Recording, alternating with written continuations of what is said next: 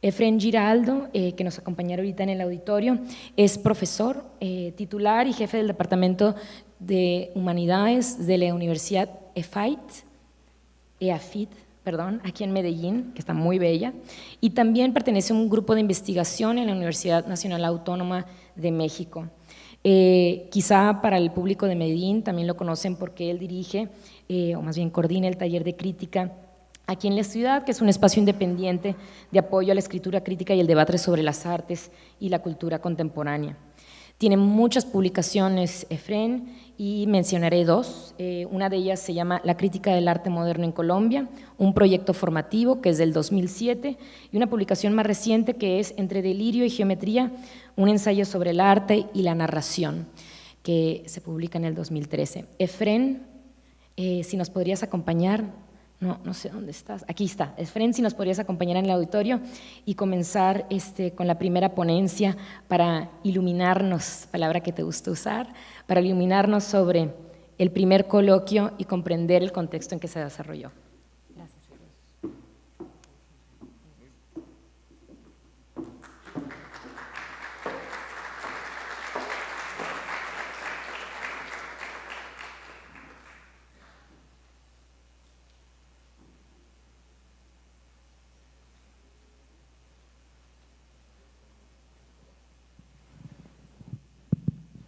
¿Me oyen bien? Bueno, muy buenos días a todos, gracias por estar acá. Estoy muy agradecido y muy complacido de la invitación que me ha hecho el museo. Le agradezco a María Mercedes, a Emiliano y a Sofía esta oportunidad que me dan de hablar acá. Es un honor, sin duda, estar acá haciendo parte de una conmemoración que, pues, para nuestro beneplácito aparece como bajo la forma de una, pues, muy esperada y a la vez inesperada reedición. Me da también mucho gusto encontrarme aquí con tanta gente que conozco, amigos que tengo en el arte y con quienes he tenido la oportunidad de compartir en otras ocasiones. Yo preparé un texto para introducir este evento y creo que después de leerlo pues podríamos tener algún momento para hacer unas preguntas. He preparado una presentación que básicamente pues tiene un papel ilustrativo y de recordatorio visual de algunas de las cosas del coloquio.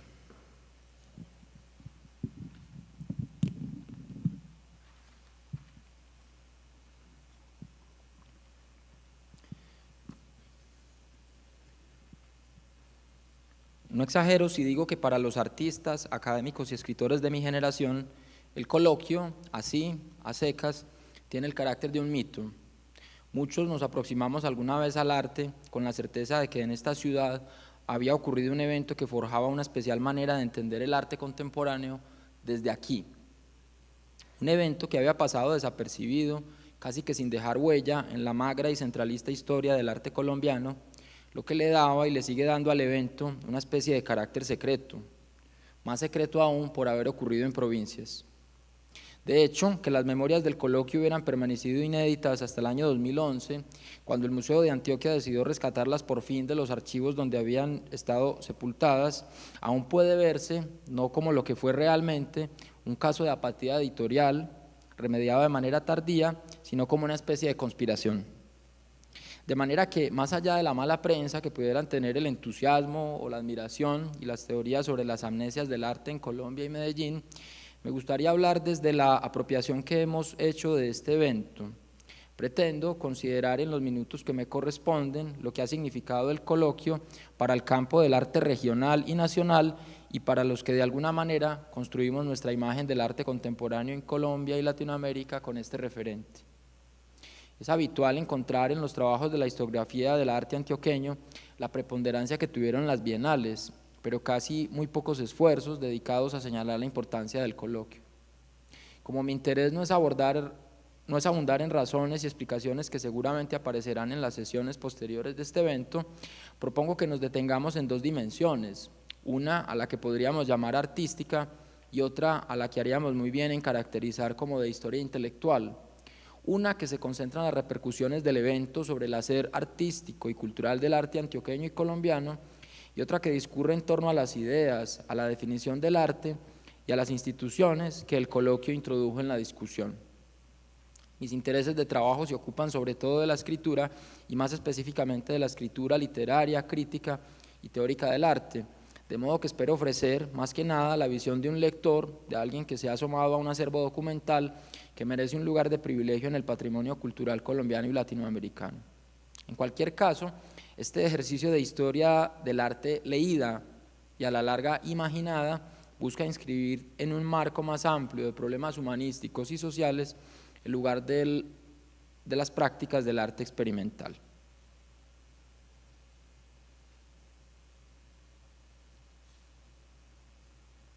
Como sabemos, el principal gestor y animador del coloquio fue el crítico peruano afincado en México, Juan Hacha, 1916-1995, quien logró reunir a una cantidad importante de académicos y artistas y trasladarlos a Medellín para discutir un estado de la cuestión a través de la reducción de foco que suponían los por él llamados no objetualismos. Debemos entender que en estos años los críticos detentaban un espacio preponderante en el sistema del arte y en el mundo académico, es decir, antes de que la figura del curador y el investigador académico vinieran a ocupar su lugar en el museo y la universidad, y antes de que el comentario público sobre arte y cultura pasara a las manos del periodista cultural. De ahí que más allá de sus implicaciones de tipo artístico y societal, el coloquio se hubiera hecho con una intención programática que pretendía tener ramificaciones multilaterales. Si bien el centro recaía sobre un conjunto de ponencias, se buscó una implicación institucional y artística que a la larga es la que nos tiene hablando aquí de nuevo del tema. Esto, de alguna manera, confirma que el coloquio fue un acontecimiento de orden artístico e intelectual que tiene todavía importantes repercusiones.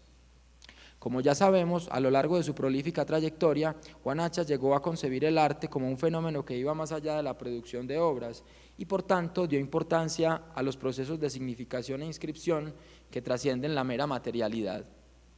Quizás por ello, a la hora de proponer un evento como el coloquio, se inclinó por un tipo de plataforma que propiciara el agenciamiento de una conciencia crítica y participativa.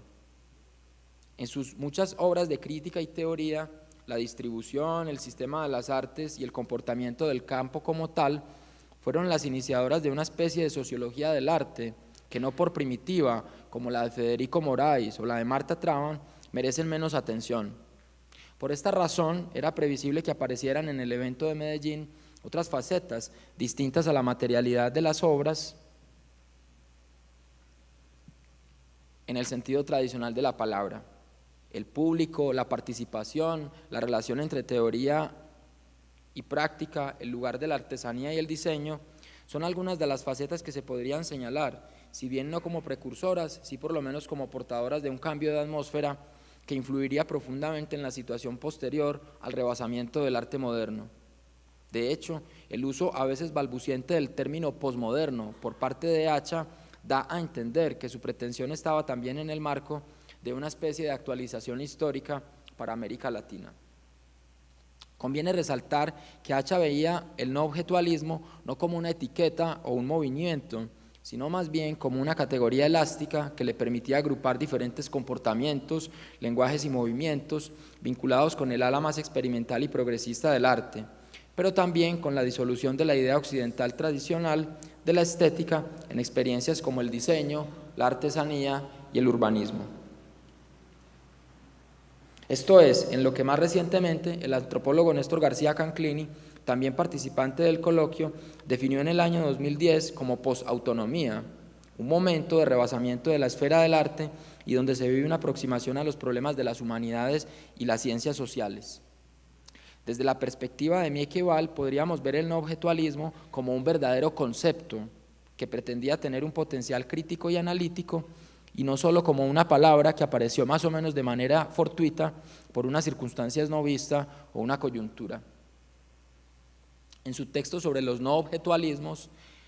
recordemos que el término se formuló en principio en plural y no en singular. Hacha sitúa la pregunta en el contexto de la autonomía y en la estela de definiciones del arte tradicionalmente ligadas a la estética.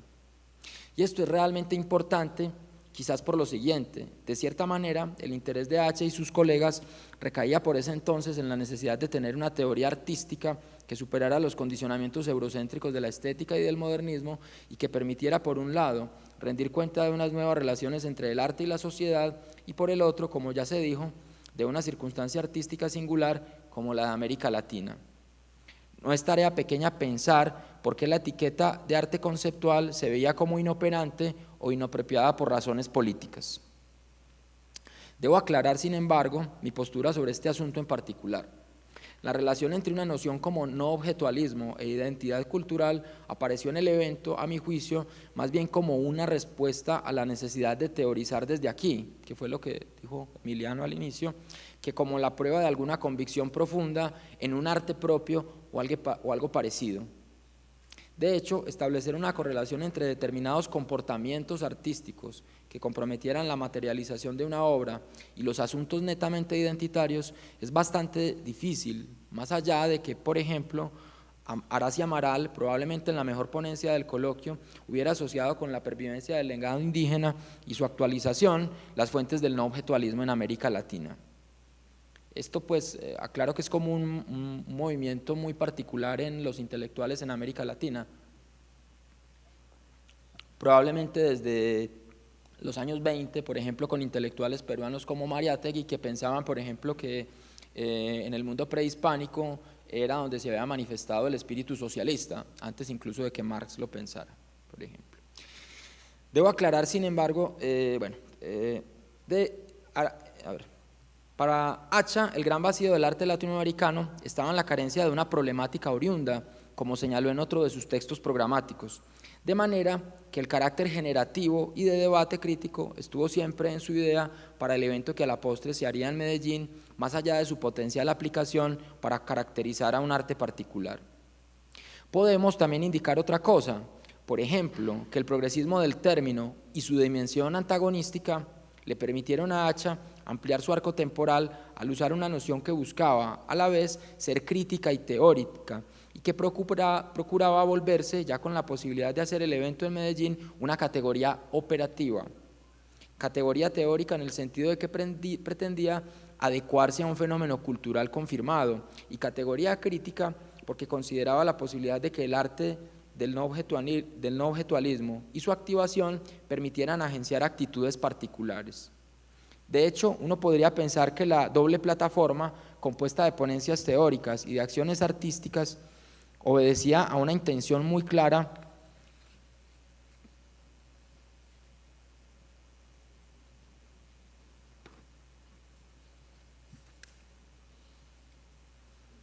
Perdón, esto aquí, es que es un poquito incómodo manejar aquí esto.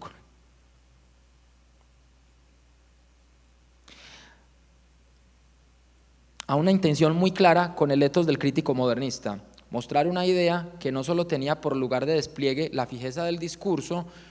o el mantra de un nombre o una etiqueta con pedigrí, sino que permitía activar comportamientos y respuestas. Razón por la que no es exagerado ver en el coloquio uno de los anticipos más nítidos del predominio posterior del paradigma de la participación y, si se quiere, de la omnipresencia de la teoría en el arte.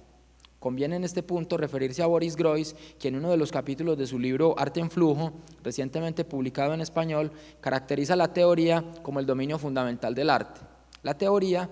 sirve no para explicar al arte a los demás, sirve, nos dice, para que los artistas entiendan qué es lo que están haciendo y para establecer el término y el sentido de su acción social.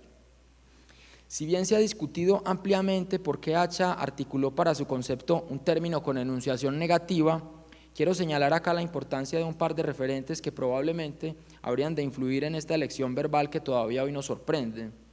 A menudo tendemos a creer que lo más útil en historia del arte es ocuparnos de las obras y de las trayectorias materiales de los artistas, tal como se ve en exposiciones, eventos y elecciones, y sin embargo abordar el contexto de las discusiones, la escritura, los debates o los intentos de negociación conceptual parece aportar información aún más útil. Y es que, si bien se ha indicado que probablemente el concepto viene del escritor Ferreira Goulart, quien usó la idea de no objeto para referirse a una exposición de artistas neoconcretos en 1960, existen otras filiaciones que valdría la pena advertir. La etiqueta de arte conceptual, que privilegia a mi juicio más bien la idea de movimiento y agrupación que una actitud o un tipo de perspectiva del arte, parece haber sido también un término de alcance restringido en ejercicios de teorización y crítica que vieron en la materialidad o en su agotamiento el signo distintivo. Es seguro que, sin decirlo, Hacha viera en los no objetualismos un conjunto de actitudes y disposiciones y no tanto un estilo o momento del arte. Los referentes que advierto son, por un lado, el libro de Simón Marchand-Fils, Del arte objetual al arte del concepto, de 1971, que en su título contrapone las dos nociones, lo objetual y lo conceptual, para construir su gran recorrido por el arte de las segundas vanguardias. Y más atrás, y ya en el contexto de lengua inglesa, el conocido libro de Lucy Lippard, 6 años, La desmaterialización del objeto artístico, 1966 y 1972, y que dio a la historia del arte contemporáneo y al pluralismo del arte de los 60 una especie de hilo conductor a partir de la idea rectora, aunque provisional, de la desaparición del objeto. Incluso podríamos incluir en nuestro inventario Arte y objetualidad, el ensayo de Michael Fried, que creo que es de 1965 y que se sitúa ya un poco más lejos de nosotros en tiempos del modernismo internacional, pero que definió la objetualidad como un punto fundamental.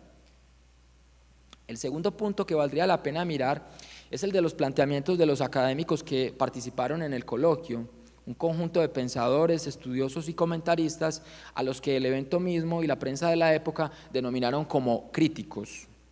Si bien este designador difícilmente podría aplicarse hoy a muchos de los participantes que allí estuvieron, pues su actividad como escritores, críticos o pensadores fue errática o completamente circunstancial,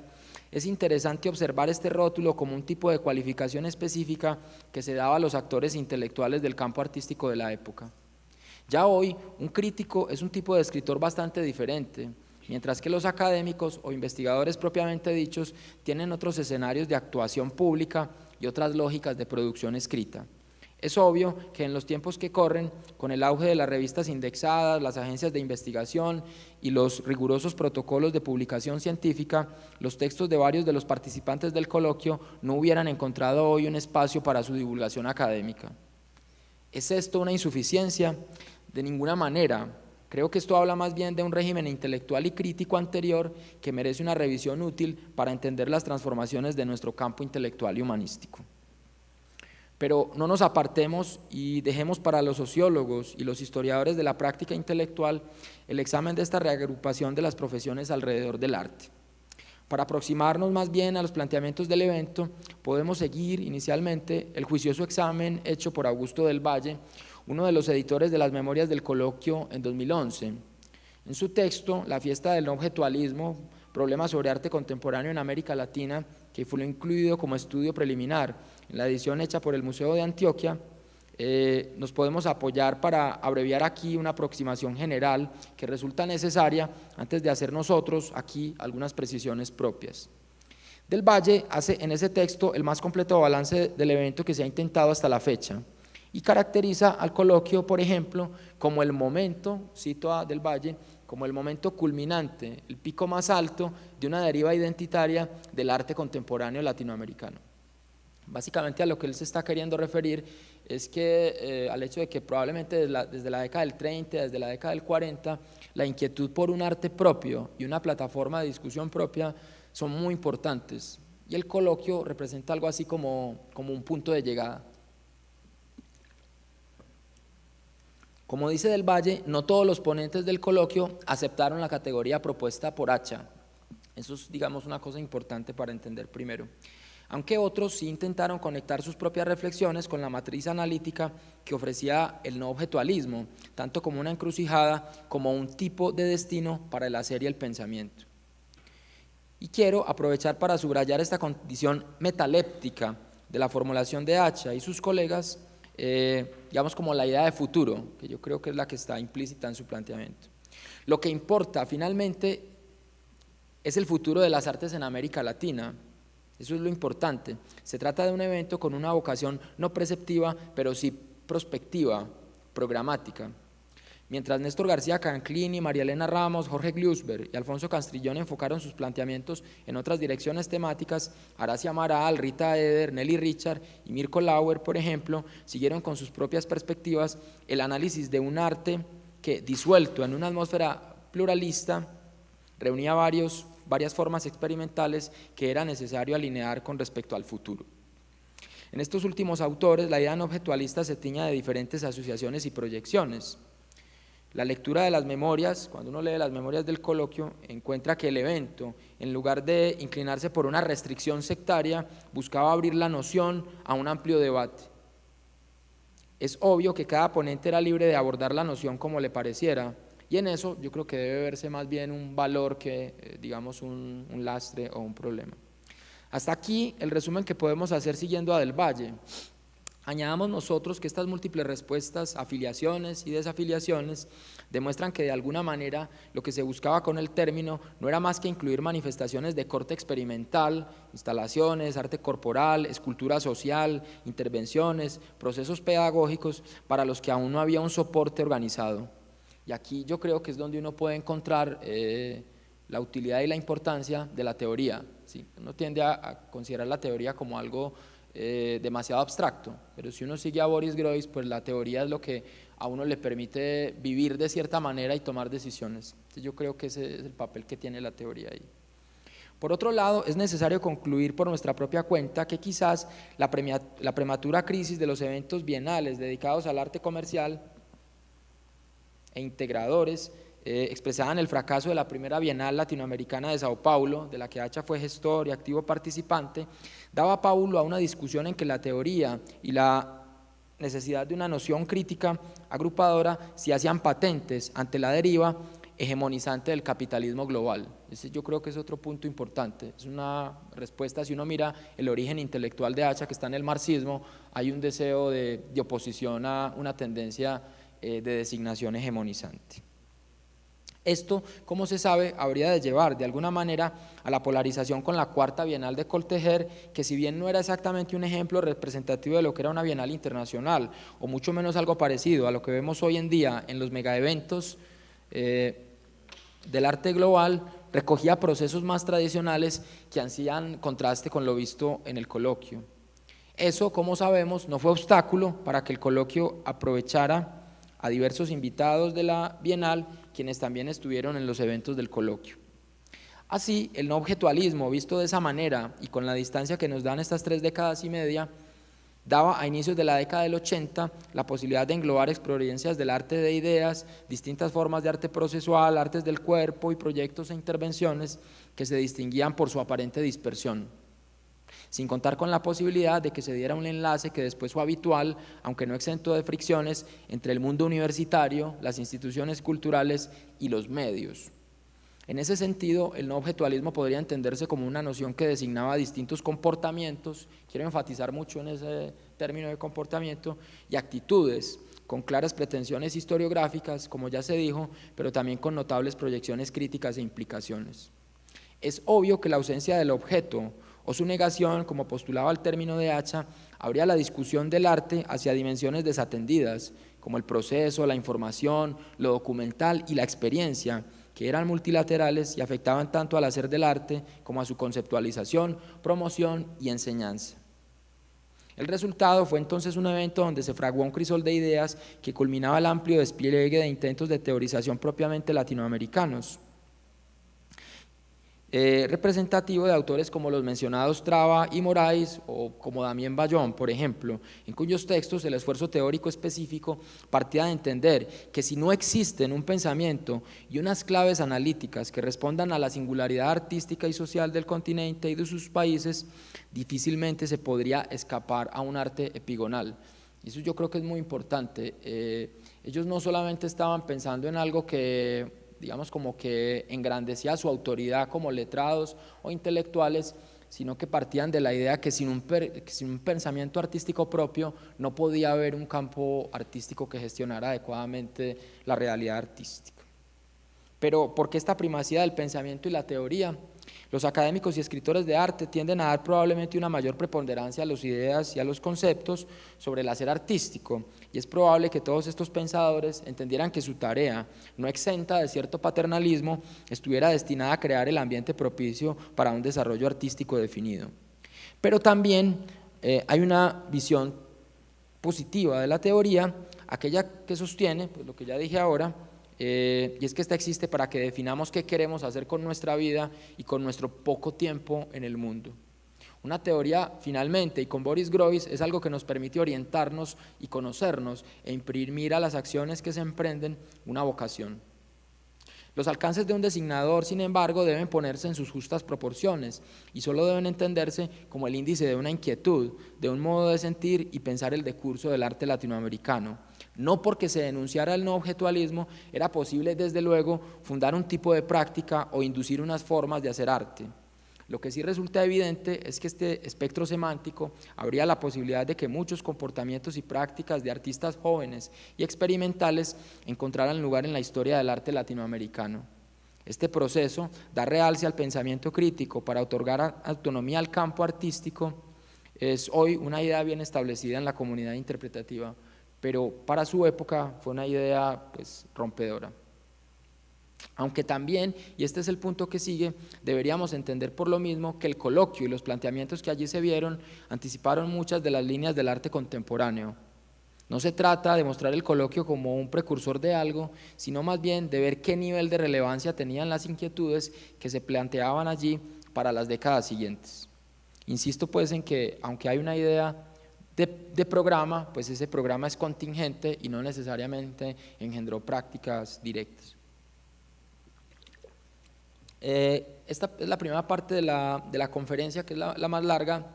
Luego viene una donde trato de mostrar con unas pocas líneas posibles repercusiones en el hacer artístico, y luego viene una conclusión muy breve sobre el carácter del evento y su impacto en las ideas.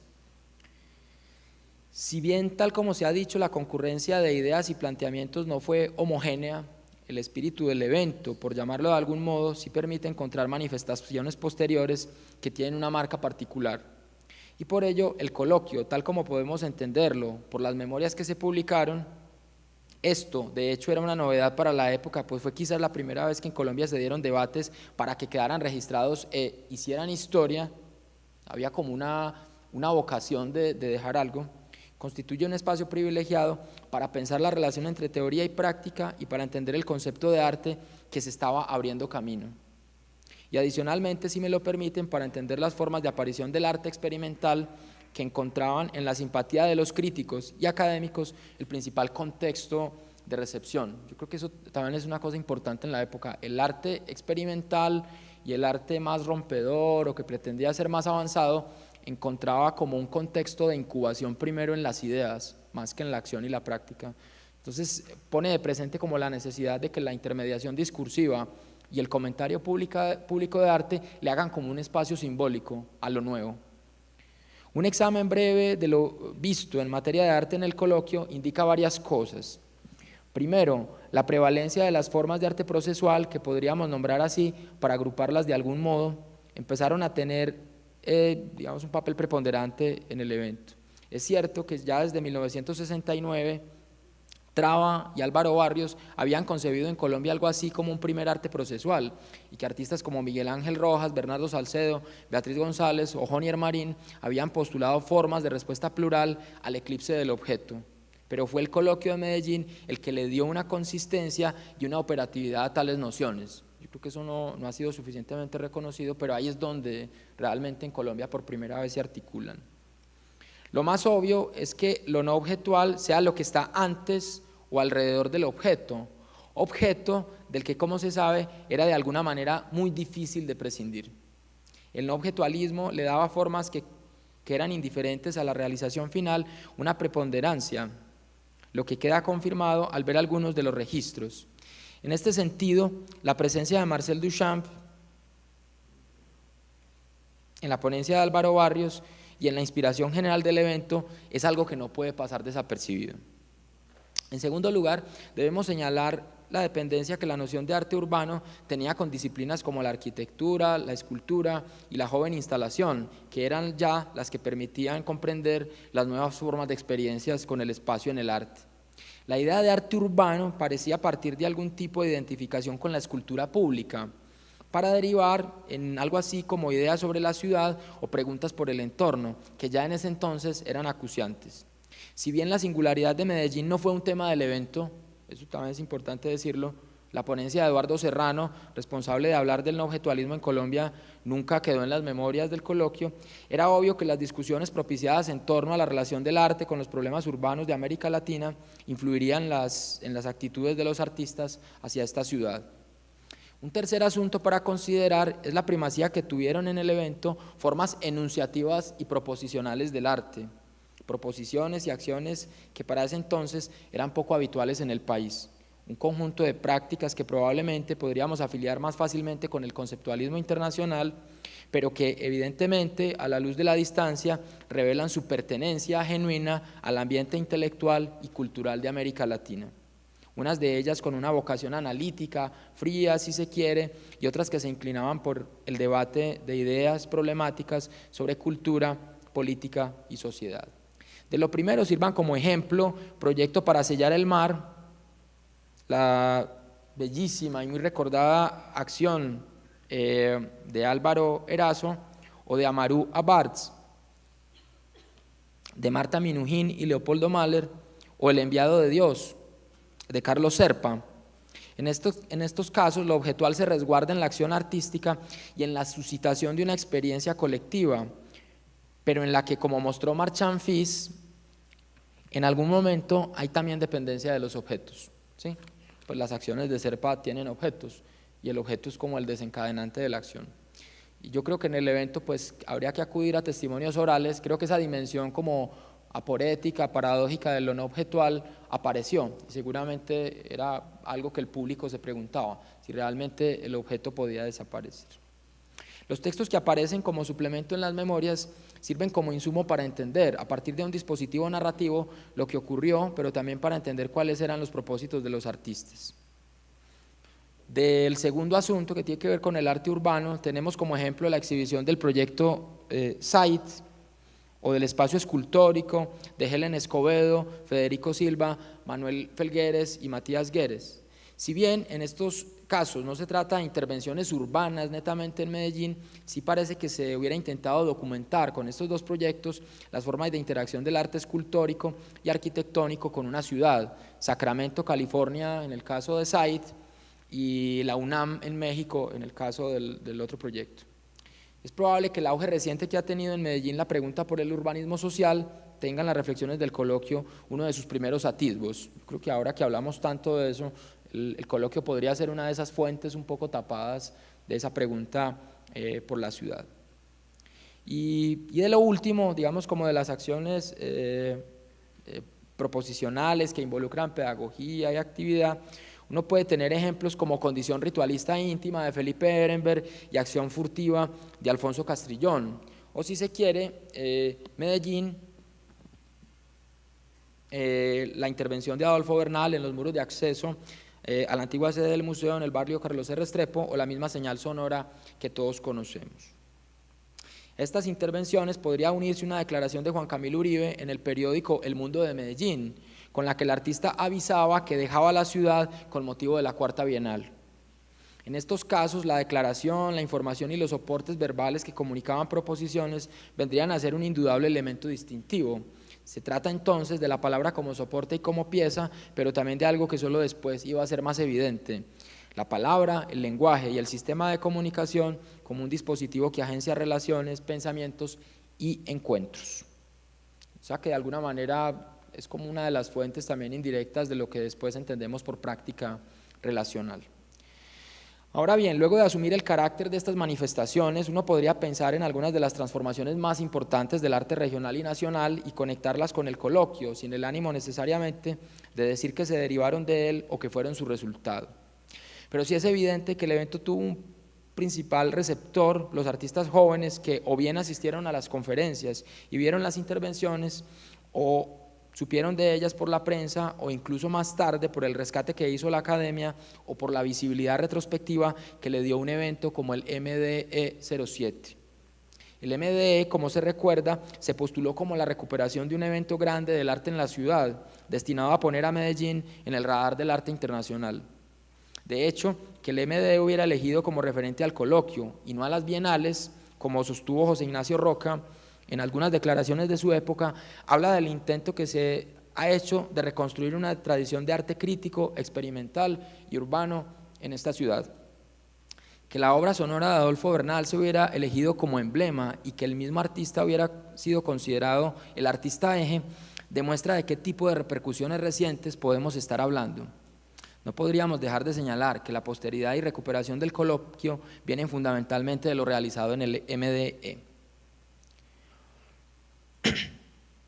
De hecho, una primera clave de la posteridad conseguida por el evento la hallamos, por ejemplo, en la obra y la recepción del mismo Adolfo Bernal, quien asumió muy bien y a cabalidad las premisas del coloquio y desplegó después, en toda su trayectoria, un conjunto de acciones y procesos de diverso corte que han sido recuperados en investigaciones recientes, como la de Melissa Aguilar, por ejemplo, y que muestran su filiación clara con las poéticas del coloquio del 81